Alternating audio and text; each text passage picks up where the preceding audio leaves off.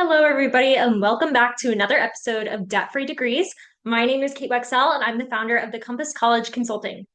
All right, so for this week's episode, I actually want to talk about what if you are in school right now, but the cost is going to put you into over $100,000 of debt, right? So let me tell you a little bit of a story.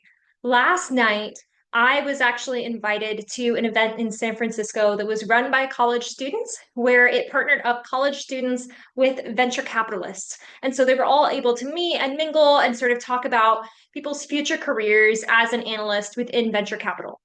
And so, as I was talking to some of the students, a lot of them were from UC Berkeley, which, of course, is a very prestigious school. It's one of the top state schools in the entire United States, as well as one of the top schools in the entire country, just regardless of whether it's public or private.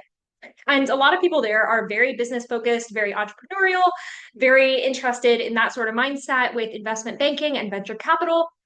But as I was talking to them, saying, like, oh, no, I'm not a student. No, I'm not from UC Berkeley. I actually went to some random school in the Midwest that none of you out here in California have even heard of, but I was able to do so and graduate debt free. They were so much more impressed with that than if I had been a student at UC Berkeley or at Stanford or some of the other schools in California that are well revered.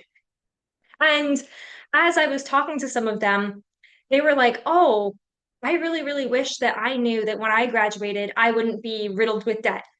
Some of them were interested in working for nonprofits like I've done for most of my career.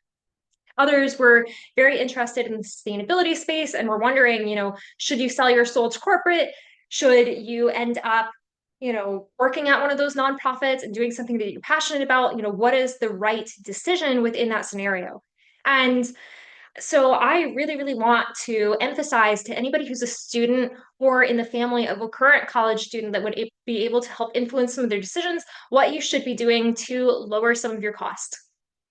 So the very first thing that you can do is actually apply to your school's scholarships and apply to local scholarships. So I know a lot of people think that scholarships are only whenever you're a senior in high school, and that once that year is over, all of the scholarships are all sort of gone. But that is not true at all. In fact, you can still end up receiving scholarships from your university every single year. So make sure to constantly be looking at your university scholarship portal and taking a look at what you're still eligible for, both within your school and in your local community. There are all sorts of scholarships out there, especially for women, especially for minorities, especially for people who are working in STEM, to be able to continue funding your education. And while it's a lot of work, you can actually create templates of some of the most commonly asked scholarship questions so that you're better prepared, and you can kind of just copy and paste and then tailor every single application to the specific scholarship. My second piece of advice is take a look at whether your university will accept CLEP exams or testing out of courses. So I know at my university, they wanted to charge me over $1,000 per course. At private universities, it can be even more. It can go up to $3,000 per course. However, what I was able to do for a lot of my courses to end up saving money was for general education courses. So those would be usually courses that are in that 100 or 200 level, or 1,000, 2,000 level classes that you would take during your freshman or sophomore year. You can end up going onto the College Board website and then looking at CLEP exams. And so those are approximately $90 exams. They're all multiple choice. It takes you about an hour and a half to complete them. But if you pass them and all you have to do is have a C to pass, then you are potentially able to test out of a course at your university. However, you need to take a look at your university's requirements. A lot of private universities will not accept CLEP exams. That's usually more of state schools that will take those exams. But that is a fantastic way to save tons and tons of money. And you're already testing out of knowledge that you had before, that you really didn't need to go through learning it again just for the sake of passing general education requirements. The third thing that you can do is take a look at your actual living situation. So I know at my university, every single freshman, unless you actually were from the town where the university was located, you were all required to live on campus. For me, my cost to attend college was about $20,000 per year after the scholarships that my university gave to me automatically. Now, with that being said, about $10,000 of the remaining amount was for tuition itself. And about $10,000 of that was just for room and board and dining. They also required for us to have a certain level of dining plan so that we were able to have so many meals, which that's great for freshman boys who have no idea how to feed themselves and what level of nutrition they need, who really should be going to the dining hall for probably every meal. But I know for me, as somebody who used to cook for my family every single night growing up, I probably could have done without having that dining plan. And whenever I downgraded my dining plan about halfway through my freshman year, it saved me so much money. So there are two things with this. First of all, look at your university's requirements for living on campus. And if you are living in an area like the Midwest, like the South, like anywhere that's pretty much not a giant city or California, then you guys should be looking to see, are the apartments outside of your university cheaper? Right. So I was sharing a dorm room with another person. It was still about $850 per month for us to live in a tiny dorm room. However, if I would have stayed on my university campus and if I would have gotten an apartment, even still with somebody else, we could have gotten a $1,000 apartment, which was very, very reasonable within that area in Missouri. And we could have been paying $500 a month for rent. Now that I live in San Francisco, that amount seems insane. But even just in college, that would have been saving me $350 per month, which is not a small amount. So try to move off campus as soon as possible. And then the other thing with that is just think about your dining plan and take a look at, does your college actually require for you to have a dining plan? Because here's the thing, you can go to Walmart, you can go to Trader Joe's, you can end up learning how to meal prep and creating $3 meals, which will a lot of the time be so much cheaper than your dining plan. And you have the capacity to create more nutritious meals.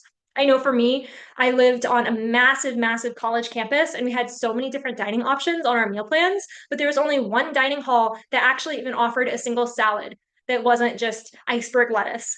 And then my last and final tip, this is going to be the most controversial, but if you are really, really struggling and you've already gone through everything else, right? You have decided to live off campus, you've reduced your dining plan, or you don't have it at all, you've gone through all the scholarships, you've even gone through other processes like finding a job, finding internships during the summer to try to work your way through everything. You've gone through every single outlet. Then what I'm going to tell you, and this is what I kind of did myself, is especially if you are at a school that costs a whole lot of money for the prestige of it, but you really can't afford it, transfer out. Like, let's face it, whenever I had been at the University of Missouri, I had thought, oh, if I go to Northwestern University, it's going to be so much better and everything is going to be different. My whole life will be changed. And it would have been $100,000 more for 3 years of almost equivalent fun, right? Almost equivalent classes and just a nice little name on my diploma to show to employers. But like, especially if you're transferring out of a top 10, top 20 school, or even top 50 school, a lot of employers will still see that on your resume because you would end up listing both that university and the university that you go to afterwards. That would still be on your LinkedIn. You would still get a lot of the same benefits of resume recognition and automatic filtering that you would if you had actually graduated from that university, but you could do it at a fraction of the cost. Right. So I never had that opportunity because I tried to transfer from the lower tiered school into a higher tiered school, quote unquote.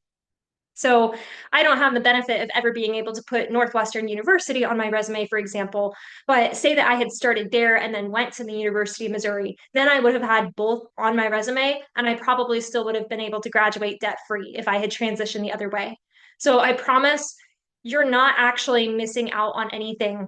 And a lot of things in life depend so much more on the amount of work that you put into them, both with, the amount of effort that you put into your classes, the amount of effort that you put into talking to professors, the amount of effort that you put into your works and your jobs.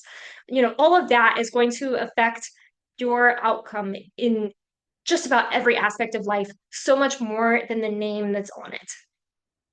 Anyway, thank you so much for listening. You can follow me online at thecompass.online and check out my website at that same name to take a look at my one-on-one coaching options, essay editing, and resume editing. I will see you next week on Monday. And thank you so much for watching. Goodbye.